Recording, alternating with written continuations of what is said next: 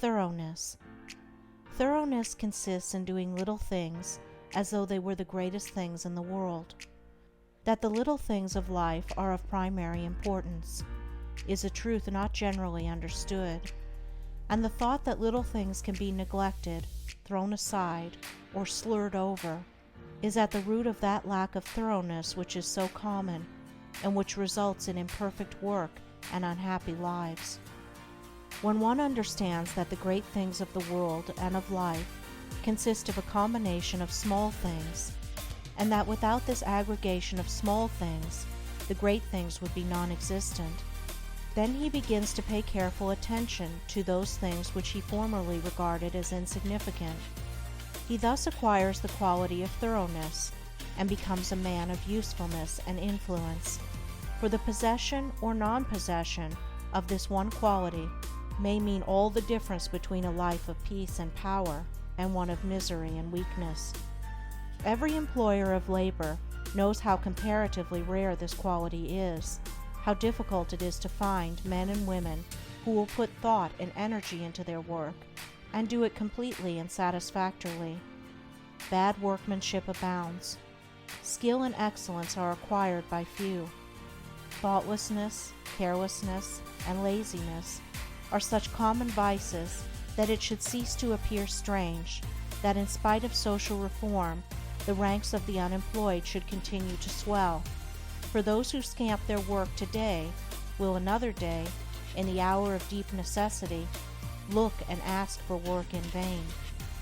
The law of survival of the fittest is not based on cruelty, it is based on justice. It is one aspect of that divine equity which everywhere prevails. Vice is beaten with many stripes. If it were not so, how could virtue be developed? The thoughtless and lazy cannot take precedence of, or stand equally with, the thoughtful and industrious. A friend of mine tells me that his father gave all his children the following piece of advice: whatever your future work may be, put your whole mind upon it and do it thoroughly. You need then have no fear as to your welfare, for there are so many who are careless and negligent that the service of the thorough man are always in demand. I know those who have, for years, tried in almost vain to secure competent workmanship in spheres which do not require exceptional skill, but which call chiefly for forethought, energy, and conscientious care.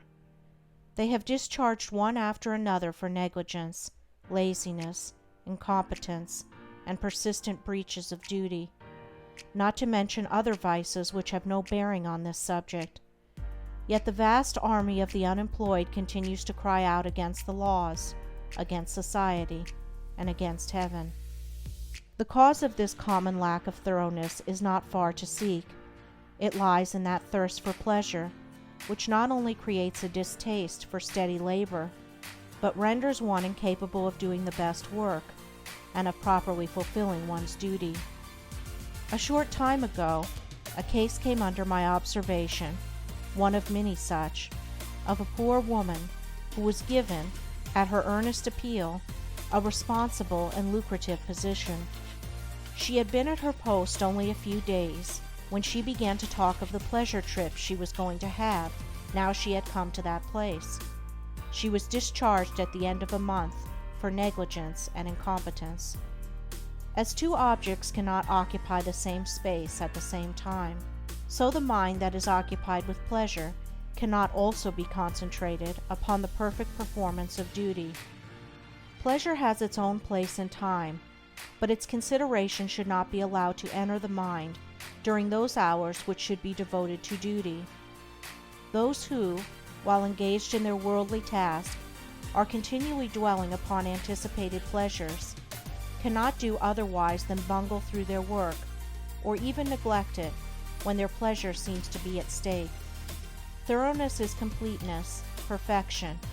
It means doing a thing so well that there is nothing left to be desired. It means doing one's work, if not better than anyone else can do it, at least not worse than the best that others do.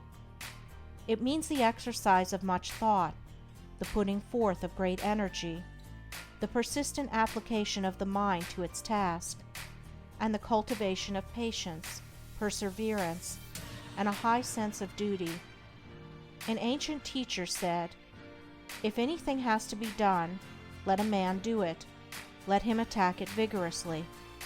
And another teacher said, "Whatsoever thy hand findeth to do, do it with thy might." He who lacks thoroughness in his worldly duties will also lack the same quality in spiritual things. He will not improve his character. He will be weak and half-hearted in his religion, and will not accomplish any good and useful end. The man who keeps one eye on worldly pleasure and the other on religion, and who thinks he can have the advantage of both conditions, will not be thorough either in his pleasure-seeking or his religion, but will make a sorry business of both. It is better to be a whole-souled worldling than a half-hearted religionist. Better to give the entire mind to a lower thing than half of it to a higher. It is preferable to be thorough, even if it be in a bad or selfish direction, rather than inefficient and squeamish in good directions. For thoroughness leads more rapidly to the development of character and the acquisition of wisdom. It accelerates progress and unfoldment. And while it leads the bad to something better, it spurs the good to higher and ever higher heights of usefulness and power. End of Chapter 5. Recording by Andrea Fiore.